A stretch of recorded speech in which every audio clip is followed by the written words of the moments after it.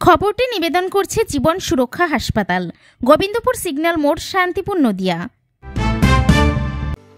আপনার এলাকার একমাত্র আধুনিক চিকিৎসা ও কেমিস্ট সুবিধা এখন এক ছাদের নিচে।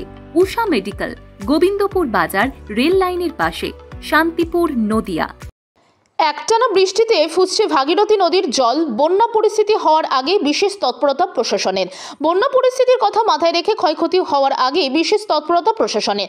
নদী তীরবর্তী এলাকা ঘুরে দেখলেন প্রশাসনের আধিকারিকরা। যুদ্ধকালীন পরিস্থিতি সামলাতে আগে ভাগে এই তৎপরতা বলে জানা গেছে। শুধু তাই নয়, লাগাতার বৃষ্টিতে ফুসছে ভাগীরথী নদীর জল। তারই প্রভাবে হঠাৎই ভাঙন শুরু হয় বেশ কিছুটা অংশে।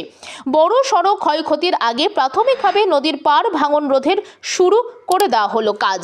গত কয়েক বছরের নদীর পার ভাঙনের ঘটনা থেকে শিক্ষা নিয়ে প্রশাসনের তরফে এই তৎপরতা অনেকটাই তাৎপর্যপূর্ণ। সোমবার সকাল থেকেই লাগাতার চলছে বৃষ্টি। তার মধ্যেও নদিয়ার হরিপুর পঞ্চায়েতের কলডাঙ্গা এলাকায় ভাগীরথী নদীর তীরে বেশ কিছুটা অংশ ভাঙন প্রতিরোধের কাজ শুরু করে ইরিগেশন দপ্তরের প্রতিনিধিরা। প্রাথমিকভাবে বালির বস্তা ফেলে রোধ করা হয় পার ভাঙনের। পরিদর্শনে যান শান্তিপুর বিধানসভার তৃণমূল বিধায়ক ব্রজকিশোর গোস্বামী। সাথে ছিলেন শান্তিপুর ব্লক সমষ্টি উন্নয়ন আধিকারিক সন্দীপ ঘোষ। এছাড়াও ছিলেন রানাঘাট এসডিও সহ অন্যান্য প্রশাসনিক আধিকারিকরা। যেহেতু চলছে বর্ষাকাল, লাগাতার বৃষ্টির কারণে মাত্রা ছাড়াতে চলেছে ভাগীরথী নদীর জল। সেই কারণে নতুন করে যাতে নদীর পার ভাঙন শুরু না হয় তার জন্য অতি তৎপরতা প্রশাসনের। অন্যদিকে শান্তিপুর হরিপুর পঞ্চায়েতের চৌধুরীপাড়া এলাকায় ভাগীরথী নদীর তীরে বসবাস করেন কয়েক হাজার পরিবার। বিগত বছরগুলিতে দেখা গেছে এই এলাকাগুলি জলমগ্ন হতে ভিটে মাটি ছেড়ে অসংখ্য পরিবারকে অন্যত্র আশ্রয় নিতে হয়েছিল। বর্তমান পরিস্থিতিতে ওই বসবাসকারী মানুষদের যাতে সমস্যায় না পড়তে হয় তার জন্য এলাকা পরিদর্শন করেন সমষ্টি উন্নয়ন আধিকারিক সন্দীপ ঘোষ ও রানাঘাট এসডিও।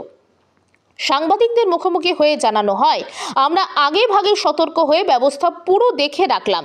স্বাভাবিকভাবে যদি এই এলাকা জলমগ্ন হয় তাহলে সাধারণ মানুষ কোথায় থাকবেন, যেমন তার ব্যবস্থা করা হবে, তেমনি প্রয়োজনে পশ্চিমবঙ্গ সরকারের তরফ থেকে ত্রাণ এবং সমস্ত সাহায্য নিয়ে মানুষের পাশে থাকবে। আসলেন এই যে একটা জায়গা ক্ষতিগ্রস্ত, আমি আজকে ইন্সপেকশন করেছিলাম। এসডিও ইরিগেশন সাহেব আছেন এখানে। ইনি বলছেন অ্যাজ পার হিজ অ্যাসেসমেন্ট এই জলের রিভারের প্রেশার থেকে হয়নি, যে এক্সেসিভ রেইনফল হয়েছে তার জন্য হয়েছে। তো ইরিগেশন ডিপার্টমেন্ট এখানে ইনকোয়ারি করার পরে এখানে কিছু রিপেয়ারিংয়ের কাজ স্টার্ট করছে। যদি আর কিছু সাপোর্ট লাগবে লোকাল অ্যাডমিনিস্ট্রেশন থেকে তো আমি বিডিও সাহেব এখান থেকে দিয়ে দেবো। শান্তিপুর যে হরিপুর পঞ্চায়েতের চৌধুরীপাড়া এলাকা রয়েছে, এটা বেশ কয়েক বছর ধরে কিন্তু বর্ষা আসলে একটা ভাঙন কবলিত স্থানে পরিণত হয়। আপনি আজকে এলাকা পরিদর্শন করলেন, পাশাপাশি একটা ভাঙন ছোট্ট হয়েছে, সেখানে তৎপরতার সাথে কাজও চলছে, সেই জায়গায় আপনি গেছিলেন। কি বলবেন প্রাসঙ্গিক বিষয় নিয়ে? আমরা আগে সতর্ক হয়ে ব্যবস্থা পুরো দেখে রাখলাম। এখানকার মানুষজন যদি তেমনই হয় জল জমে গেলে কোথায় থাকবে, আমাদের ফ্লাড সেন্টার মাননীয় এসডিও সাহেবও ছিলেন, আমরা দেখলাম, সম্ভাবনাটা মাথায় রাখলাম। যে কোনো পরিস্থিতিতে পশ্চিমবঙ্গ সরকার ত্রাণ আর বাকি সমস্ত সাহায্য নিয়ে সাধারণ মানুষের সঙ্গে। তাহলে এটা কি আগেভাগেই তৎপরতা? একদম ঠিক। দাদা, সে আবার একই সমস্যা, সেখানে আবার সমাধান হওয়ার চেষ্টা, কি বলবেন? না, একই সমস্যা নয়, একই ভুল আপনারা বারবার করবেন না। এসডিও সাহেব যেটা বললেন আপনাদের নিশ্চয়ই আপনাদের ফোনে রয়েছে, এটা গঙ্গার ভাঙন নয়। অতিরিক্ত বর্ষণের ফলে বসতি অঞ্চল থেকে যে জল নেমেছে গঙ্গাতে, তার ফলে জায়গাটা বসে গেছে। 1 নম্বর, এটা গঙ্গার ভাঙন নয়। 2 নম্বর হচ্ছে 24 ঘন্টার মধ্যে আমি ধন্যবাদ জানাবো মাননীয় মুখ্যমন্ত্রী মমতা বন্দ্যোপাধ্যায় এবং জলসেচ দপ্তরকে, যে তারা 24 ঘন্টার মধ্যে ভাঙন রোধের কাজটা শুরু করে দিলেন। 3rd, যে মুহূর্তে জল নেমে যাবে সেই মুহূর্তে আবার পুনরায় কাজ শুরু হয়ে আগের অবস্থাটাকে ফিরিয়ে দেওয়া হবে। আমি কোট অ্যান্ড কোট আবারও বলছি, এটা গঙ্গার ভাঙন নয়, এটাকে আপনারা ভাঙন বলবেন না। এটা আমার কথা নয়, টেকনিক্যাল যারা অফিসাররা রয়েছেন ইরিগেশনের তাদের বক্তব্য। মানে বিষয়টি নজরে আসা 24 ঘন্টার মধ্যে তৎপরতার 100 ভাগ। এইভাবেই তো কাজ করতে আমরা অভ্যস্ত। খাতায় কলমে আর মাইকে বগনি দিয়ে তো লাভ নেই, কাজ করে দেখাতে হবে। আপনারা কাল এসছিলেন, আজ আমি এসছি, পার্থক্যটা চোখে দেখতে পাচ্ছেন।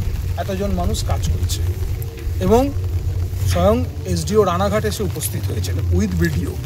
আজকে কি প্রাথমিক স্তরে কাজ শুরু হলো? প্রাথমিক স্থানে এই মুহূর্তে এই বর্ষায় তো আর কিছু করণীয় নেই, আর যাতে না ভাঙে জায়গাটা সেটার ব্যবস্থা আমরা করে দিলাম।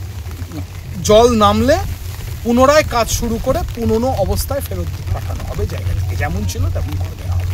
এর জন্য কি কোনো ব্যবস্থা আছে? বর্ষাকালে বৃষ্টি হলে তো জল তো নামবে, এবার সেই জায়গায় যদি ভাঙন হয় সেই আপনি আজকে মাননীয় সেচ মন্ত্রী মানস ভূঁইয়ার একটা বক্তব্য দেখেছেন তো, গতকাল তিনি বলেছেন প্রকৃতি এবং দিল্লি দুটোর মাঝখানে পশ্চিমবঙ্গ স্যান্ডউইচ হচ্ছে। সেই স্যান্ডউইচের মধ্যে পনিরের কাজ করছে নদিয়া, চিজের কাজ করছে বহরমপুর, ফ্রুটসের কাজ করছে মালদা, বাকিটা আপনি বুঝে নেন। আর পাটনার সম্মেলনটা তো আমি বলে দিচ্ছি, 1 টাকাও পাঠায়নি দিল্লি। ভাঙন সমস্যা সেন্ট্রালের সমস্যা, এটা নিশ্চয়ই জানেন আপনারা খুব ভালোভাবে, দীর্ঘদিন ধরে সাংবাদিকতা করছেন, তাহলে আজকে কিছু বলার নেই এর বাইরে। বরঞ্চ আমার মনে হয় সাংসদ খুব দুঃখজনক একটা কথা বলেছেন যে কাজ হওয়ার পর দিল্লির সরকারের টাকা এখানে চুরি করা হয়েছে। তো উনি একটা লিখিত পাঠান, তবুও তো বুঝবো যে দিল্লিতে একটা চিঠি গেল শান্তিপুরের সাংসদ, যিনি শান্তিপুর এরিয়ারও সাংসদ, তার থেকে, তাতেও আমি খুশি। যেটা চিঠি যাক অন্তত ভাঙন নিয়ে, অন্তত এইটা বলে দেবেন না যে হলদিয়া থেকে কাজ শুরু হয়েছে।